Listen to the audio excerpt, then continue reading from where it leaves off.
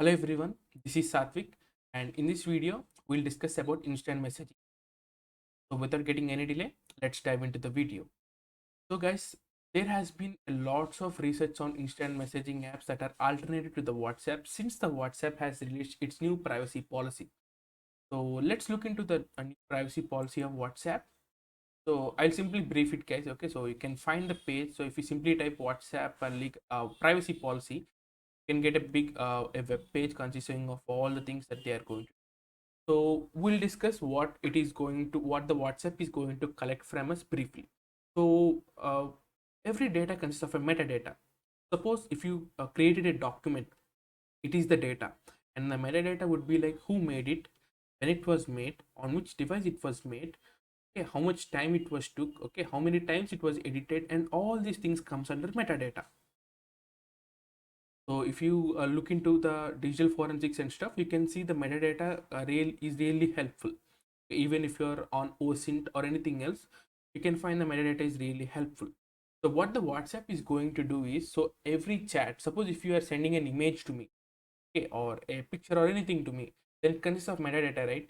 So what the WhatsApp is going to do is, it is going to gather the metadata, okay, from our chats, and it is going to use it for business purposes.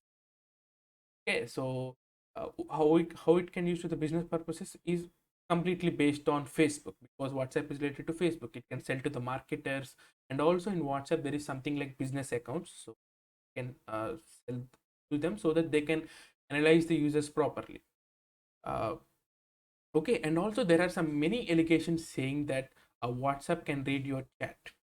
Keep in mind that all the instant messaging services, not only this, the one I'm going to provide in the upcoming, is consists of some encryption. Okay, so anyone can read your data, okay, your chat list, because it is encrypted end to end. So if you want to know what is encryption and how the encryption is done, do check out my cryptography video. So I'll provide the video link in the description below. So as as we can conclude that WhatsApp can't read our chats because they are encrypted. Okay, so they're encrypted using public key cryptography, where it uses two keys to encrypt and decrypt. Okay, so it can be possible for a WhatsApp to read them. The only thing the WhatsApp can look for is your metadata. So it is going to collect your metadata, and it is going to provide you some ads or anything else. Because if you are willing to buy a mobile phone, send some pictures to your friends saying that whether this phone is better or not. So what they basically do, so the WhatsApp is going to collect that particular data. So every image has metadata, right? So based on that metadata, it is going to collect, and it's going to throw you some ads. So this is what WhatsApp is going to do if you agree to the privacy policy. If you're not, it's fine. Okay, so you'll know what it is if you're using WhatsApp. So guys, now we'll discuss about some WhatsApp alternatives. So even though WhatsApp is secure to chat, but sometimes it is problematic if you want to keep yourself private, okay, from the marketers and trackers and stuff like that. So there are some good alternatives to the WhatsApp, but still WhatsApp is leading worldwide because of its user base and its features. So if you look into the user base, most of the world population uses WhatsApp, and next goes to them. So WhatsApp, so the benefit of WhatsApp is that, and the features are like some status, location sharing, and like that. Even though these apps support, even though apps that I'm going to mention are going to support them, but not perfectly. So now let's discuss about the WhatsApp alternatives. So guys, one of the best alternative for the WhatsApp is Telegram. Okay, and it consists of the second largest user base after WhatsApp for chatting and stuff. So you can see this is the home page, guys. I'm quickly briefing about it. So the best thing about the Telegram is you can find the client for your almost all the devices. So whether it could be for Android, iPhone, iOS, Linux, everywhere. You can find the app for all such platforms. So you can use this on every platform out there. Use it on your mobile, you can use it on your laptop or anywhere else. So you can see some of the features of the Telegram. So it is mostly uses a cloud platform so that all your data gets saved there, which is in the encrypted format. Okay, it is secure. Okay, and also guys, one of the thing that Telegram is far behind WhatsApp is it is open source. Yeah, so you can find the source code of the Telegram for the various clients out there. Okay, and can use this. And also guys, let me show you an image where you can find the information. Okay, so guys, so if you look into this image, so this image is collected from iOS. Okay, so in iOS App Store, you can find out these kinds of details, like what is the data linked to you by this particular app. So if you look into the WhatsApp, as I told you previously, it is going to collect your metadata. So it is going to find out your purchases, financial info, location, contact info, contacts, user content, identifiers, usage data, and diagnostic. So it is going to collect a hell lot of data from you. But if you look into the Telegram, we'll come into the Signal in the meantime.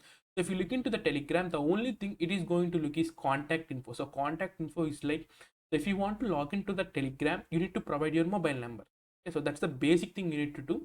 So that's nothing but your contact info and contacts. So it is going to uh, look for all your contacts. Okay, it will look into your phone book and it will match who are having Telegram, and then it helps you easily and identify it. So identifiers is like, suppose if you take uh, Twitter. So if you take Twitter, there is something called ID. Suppose my ID is at the rate of nullshop1. So with the help of that ID, you can contact me easily. And even Telegram has that feature. Okay, so if I simply provide my Telegram ID, you can simply chat with me even without saving my number. So this is the thing that Telegram consists of.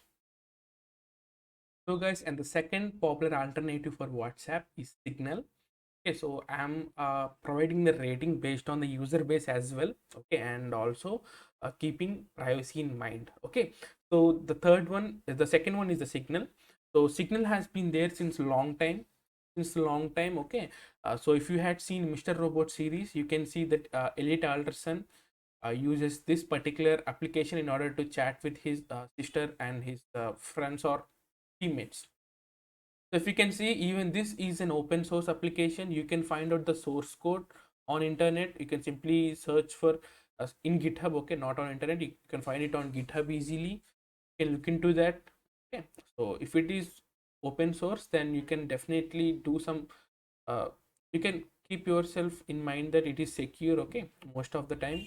So this is also used, and you can also see some famous people recommending them. Suppose if you take Edward Snowden, he's the one who had exposed the NSA USA. Okay, so he's saying that he use Signal every day. Okay, so it doesn't even share anything. Okay, it doesn't even collect your metadata. Even Telegram doesn't even collect your metadata. Okay, and these are so secure such that no one can see that. You can see some features out there for the Signal page, and also you can, even in the Telegram or in Signal, you can do some voice call, video calls and stuff. Okay, so that's fine. All the features are same, but only feature that lacks in Telegram and Signal is the status feature that is available on WhatsApp. Okay, you can see the no ads, no trackers and stuff, nothing.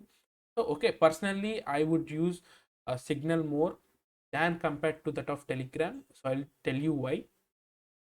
So here if you look into this, app page, here you can see the only thing that is collected from us by the Signal is our contact info. You just need to provide your what you call a mobile number and you are done.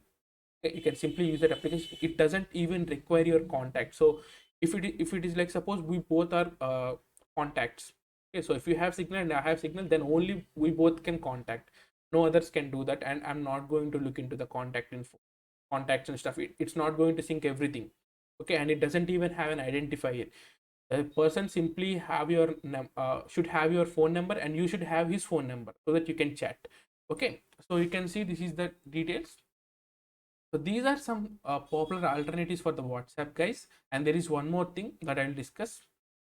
So guys, and the third one is the list is called a session app. So if you want to take your privacy to the next level, or if you want to keep yourself private internet, and if you don't want to provide any data to the application, then session is the one for you. So even this is an open source application. You can look into the GitHub, their source code. Okay, so this is for Android, for iOS and everywhere you can find it. This you can find this.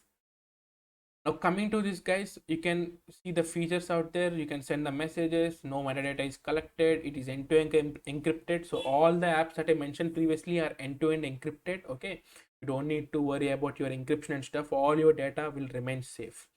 Okay, and also this is available for almost all the features, all the platforms like Android, iPhone, apks and stuff. Okay, you can see that some details over this application. You can see no phone numbers, it doesn't even collect your phone number, no data breach. Okay, it doesn't collect anything, no footprints, it is open source, sensor resistant. Okay, you can have some features like group chat, voice chat and attachments. So this is still in the development guys. Like almost all the features are not available right off now. It is working, they're working on this, and I hope they'll finish this soon. So whenever you try to log into this, you don't need any phone number or anything guys. They will provide you a session id, session app id. So and a session app id and a recovery phrase. So recovery phrase is like a password. So what you need to do is you need to copy those, you need to copy your session id and your recovery phrase. Okay, and you can simply use that. So you can send your session id to your friends, so they can if they're having session app, they can chat with you. Okay, for logging in, you can simply provide your recovery phrase which is unique for all, and then you can simply log into your account. Okay, so this is really simple, really simple. It doesn't even collect your email or anything else. You can simply provide your name. If you want to provide original, you can, or you can simply provide some code names.